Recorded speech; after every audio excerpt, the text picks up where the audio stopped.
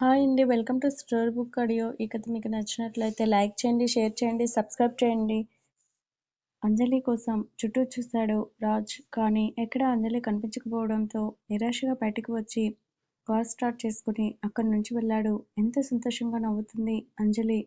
అంజలి, చెప్పు శ్రీజ, చాలా సంతోషంగా ఉన్నావు కదా? అవునే, నిజంగా చాలా అంటే చాలా సంతోషంగా ఉన్నాను. ఎంత అంటే మాటల్లో చెప్పలేను. ముందు ఈ విషయం అమ్మకి ఫోన్ చేసి చెప్పాలి. అంతలోనే సుజాత దగ్గర నుంచి ఫోన్ రావడంతో టైంకి అమ్మే ఫోన్ చేసింది అని వెంటనే లిఫ్ట్ చేసి, హలో అమ్మా. అంజలి, నాకు చాలా చాలా సంతోషంగా ఉందమ్మా. సేమ్ అమ్మా, నాకు కూడా చాలా సంతోషంగా ఉంది. చెప్పాలంటే మాటలు రావటం లేదు. అంతా నీ వల్లే అంజలి. ఏఆర్ కంపెనీ వాళ్ళు మనకి మనీ ఇవ్వటానికి ముందుకు వచ్చారు. ఆ కంపెనీ కొత్తగా స్టార్ట్ చేశారు అంట కదా. పైగా ఆ కంపెనీ సీఈఓకి నువ్వు బాగా తెలుసంట కదా, క్లోజ్ ఫ్రెండ్ అని చెప్పారు. అంజలి షాక్గా శ్రీజ కేసి చూసి, ఏంటమ్మా, ఏఆర్ కంపెనీనా? అవును తల్లి, నిజంగా నువ్వు చాలా మంచిదానివి అంజలి. నీ మంచితనం, హెల్పింగ్ నేచర్ మనకి ఈరోజు దారి చూపించింది. లేదంటే తలుచుకుంటే భయంగా ఉంది. నిన్నటి కంటికి అసలు నిద్ర పడితే ఒట్టు. అంతగా పిల్లల ఆకలి కోసం బాధపడ్డాను. కానీ నువ్వు మన ఆశ్రమానికి ఈ చేసుకోవాల్సిన వెనక్కి తిరిగి చూసుకోవాల్సిన అవసరం లేకుండా చేశావు. నాకు ఇంకా ఎటువంటి బెంగ లేదు. నేను చనిపోయినా కూడా ఆశ్రమం ఇలానే రన్ అవుతుంది. ఇలా కాదు, ఇంతకంటే మంచిగా. సరే, తొందరగా రండి అంజలి, మీకోసం వెయిట్ చేస్తాను.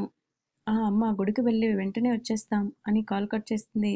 ఏంటి అలా ఉన్నావు? ఏమైంది? మన ఆశ్రమానికి ఎవరో ఏఆర్ కంపెనీ సీఈఓ అంట మన ఆశ్రమానికి మనీ ఇవ్వటానికి ముందుకొచ్చారు. అబ్బా, చూసావా? ఈరోజు మన ఆశ్రమానికి 2 బిగ్ కంపెనీస్ మనీ ఇవ్వటానికి ముందుకొచ్చింది. ఇంత మంచి గుడ్ న్యూస్ విన్నాక ఆనందపడాలి కానీ నువ్వేంటి ఆలోచిస్తున్నా? ఆ కంపెనీ సీఈఓకి నేను క్లోజ్ ఫ్రెండ్ అని చెప్పారంటే అసలు ఏఆర్ కంపెనీ ఎవరిదో కూడా నాకు తెలియదు. కంపెనీ సీఈఓ పేరు కూడా నాకు తెలియదు. అలాంటిది ఎలా మనీ ఇవ్వటానికి ముందుకొచ్చారు? పైగా నేను ఫ్రెండ్ ఏంటి?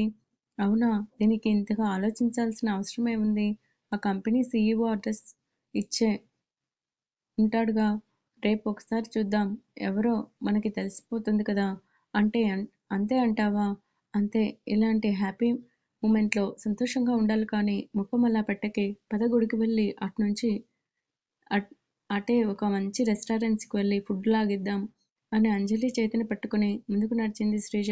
కానీ అంజలి మాత్రం ఏఆర్ కంపెనీ విషయమే ఆలోచిస్తుంది. కాసేపటికి ఇద్దరూ గుడికి వెళ్ళారు. అంజలి దేవునికి దండం పెట్టుకుని బయటికి వచ్చి అక్కడే ఉన్న గుడిమెట్ల మీద కూర్చుని ఆలోచిస్తుంది. ఆమె పక్కనే కూర్చుని, ఏంటి తెగ ఆలోచిస్తున్నావు?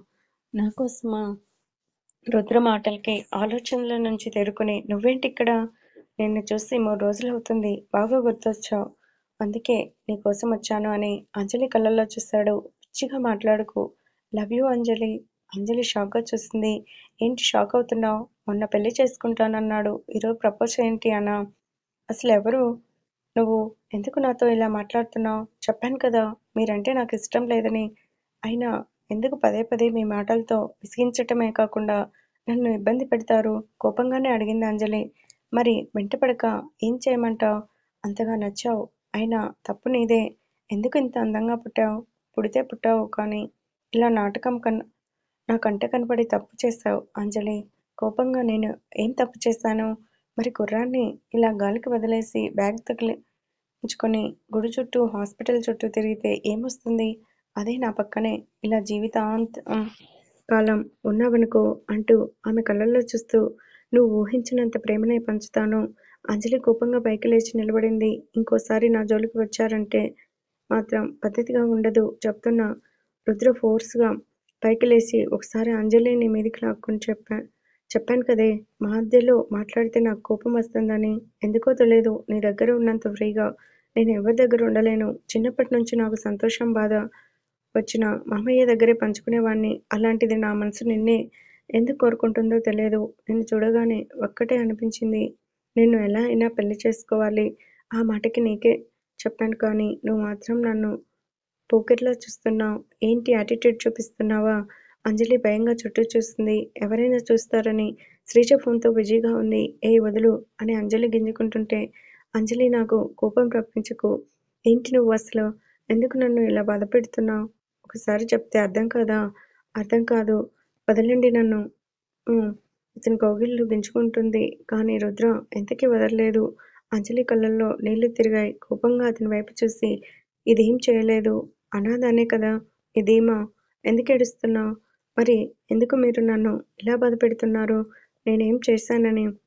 వెంటనే అంజలిని వదిలి ఆమె ముఖం చూశాడు. ఏడుస్తూ కోపంగా చూసింది రుద్రవైపు. ఇంకోసారి నా జోలికి వచ్చారంటే మాత్రం పద్ధతిగా ఉండదు. చాచిపెట్టి చెంపపై కొడతాను అని ముందుకు అడుగు వేసింది. మెట్టు దగ్గర తడిగా ఉండటంతో కాలు జారి ముందుకు పడిపోతుంటే వెంటనే రుద్ర ఆమె నడుము దగ్గర చేయి వేసి వెనక్కి లాగాడు. అలా లాగటంతో తను రుద్రకి అతుక్కుపోయింది. రుద్ర నవ్వుతూ అంజలి ముఖం చూశాడు. భయంతో అతని టీషర్ట్ గట్టిగా పట్టుకుంది. ఆమె చెవి దగ్గరికి వచ్చి నన్ను చాచిపెట్టి తర్వాత కొడదువు కానీ ముందు నడవటం నేర్చుకో. రుద్ర మాటలకి తేరుకొని వెంటనే అతన్ని వెనక్కి తోసింది. అంజలి ఒక మాట చెప్పనా? కోపంగా చూస్తుంది. నీ మాటలు వినాలని నాకు అస్సలు లేదు. వినే వరకు నేను వదలను అని నవ్వుతూ ఆమె చెవి దగ్గరికి వచ్చి నీ నడుమే అనుకున్నాను కానీ నీ టచ్ కూడా సూపర్గా ఉంది తెలుసా? కోపంగా రుద్ర వెనక్కి నెట్టి ఆ నోటికి అడ్డు అదుపు ఉండదా? ఇది గుడి, కాస్త పద్ధతిగా మాట్లాడు. అయినా నీ మాటలు వింటున్నాను చూడు, నా బుద్ధి తక్కువ అని కోపంగా విసుక్కుంటూ శ్రీజ దగ్గరికి వెళ్ళి ఫోన్ కట్ చేసి వెనక్కి తిరిగి ఏంటి అలా ఉన్నావు? ఏం లేదు వెళ్దాం, టైం అవుతుంది. ఆ నీదే లేట్.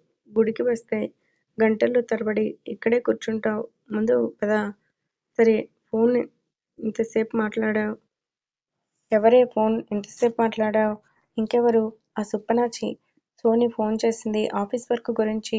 దాని డౌట్స్ క్లియర్ చేశాక చచ్చాననుకో అని ముందుకు నడుస్తూ ఎదురుగా ఉన్న రుద్ర వైపు చూసి అంజలి, ఇతను శోభన గారి అబ్బాయి కదా. అవసరమా మనకి? అదేంటి అలా అంటావు? పాపం వాళ్ళ అమ్మగారికి ఎలా ఉందో ఏంటో అడుగుదాం పదా. రెస్టారెంట్కి వెళ్ళాలి అన్నా ఇప్పుడు మాటలు అవసరమా? అబ్బా ఏమైంది నీకు కోపంగా ఉన్నావు? హెల్ప్ చేసింది నువ్వు. కనీసం మాట వరుసకైనా అడగాలి కదా. అయినా ఎప్పుడు లేనిది నీకు ఈ కోపమేంటే? ఎవరికైనా హెల్ప్ చేస్తే వాళ్ళకి హెల్త్ తగ్గే వరకు పలకరిస్తావు. అలాంటిది ఇప్పుడు ఏంటి కొత్తగా మాట్లాడుతున్నావు? అలా ఏం లేదా అని రుద్ర వైపు కోపంగా చూసి పద పలకరిద్దాం. ఫోన్లో ఏదో చూస్తున్నాడు రుద్ర. హాయ్ సార్, ఎలా ఉంది మీ అమ్మగారికి?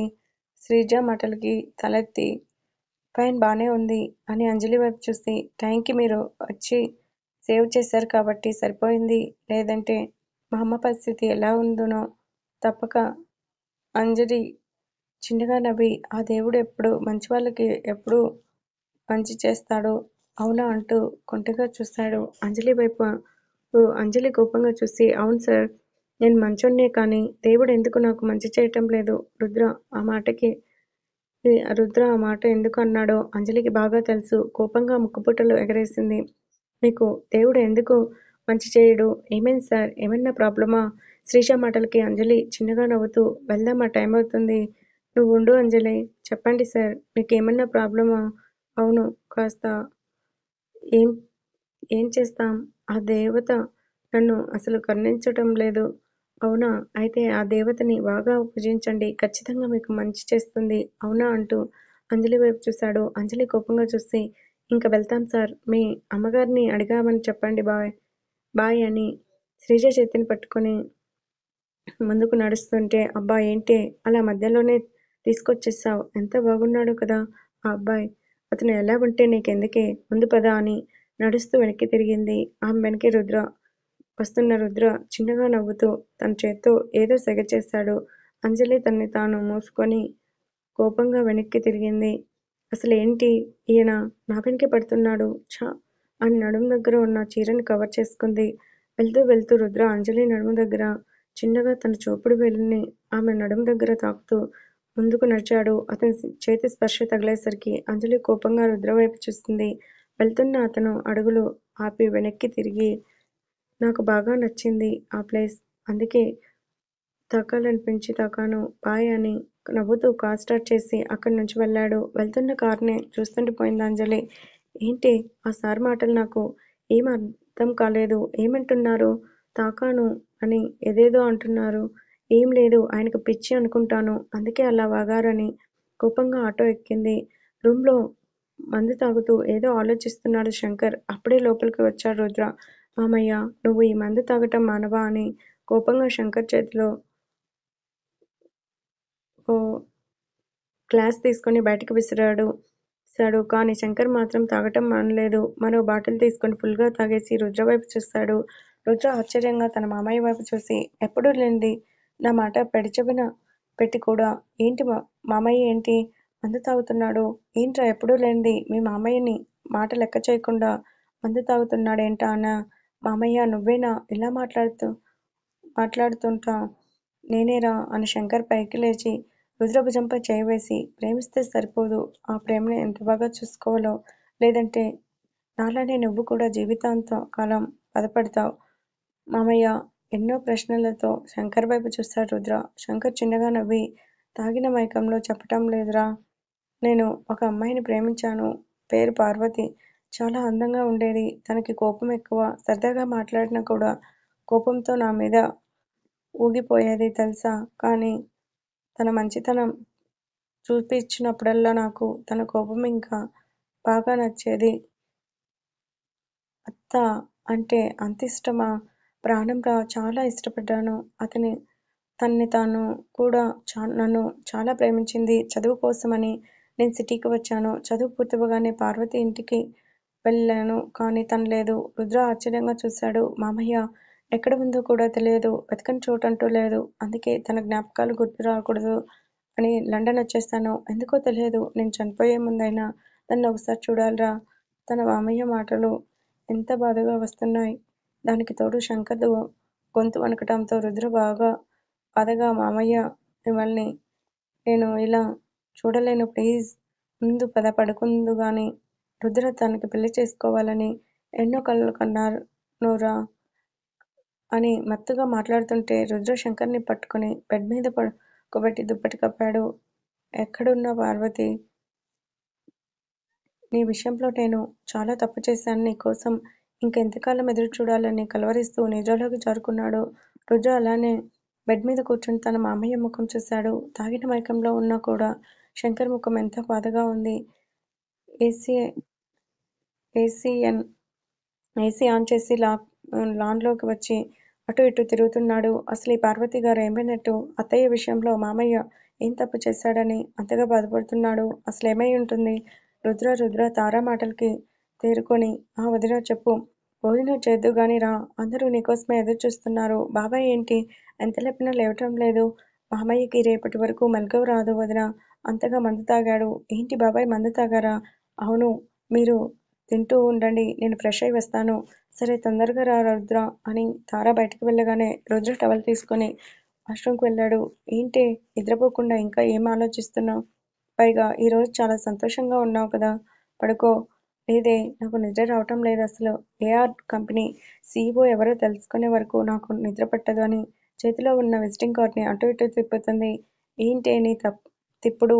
మూసుకొని పడుకో. అడ్రస్ నీ చేతులతోనే ఉంది కాబట్టి మార్నింగ్ ఆ కంపెనీకి వెళ్దాం అని అంజలి విండో బయటికి చూసింది. చల్లని గాలి వంటికి తాకేసరికి చిన్నగా నవ్వి కళ్ళు మూసుకుంది. రుద్ర మాటలు చేష్టలు గుర్తు రాగానే, అబ్బా నేను ఎంత సంతోషంగా ఉన్నాను. ఈ టైంలో ఈయన గారి ముఖమేంటి గుర్తుకొస్తుంది అనుకుని బెడ్ మీద వాలింది. కానీ ఎంతకీ అంజలికి నిద్ర పట్టలేదు. ఏంటి నిద్ర రావటం లేదా? లేదే, నిద్ర రాకపోతే అమ్మ చైన్ పట్టుకుని పడుకునేదాన్ని. చైన్ కూడా నా దగ్గర లేదు. నీ దగ్గర ఉన్నా అవి ఉండవు. నీ హెల్పింగ్ నేచర్తో అన్నీ ఇలానే పాడు చేస్తావు కదా. శాలరీ రాగానే ముందు చైన్ విడిపించుకో. అదే చేస్తాను అని ఆలోచిస్తూ నిద్రలోకి జారుకుంది అంజలి.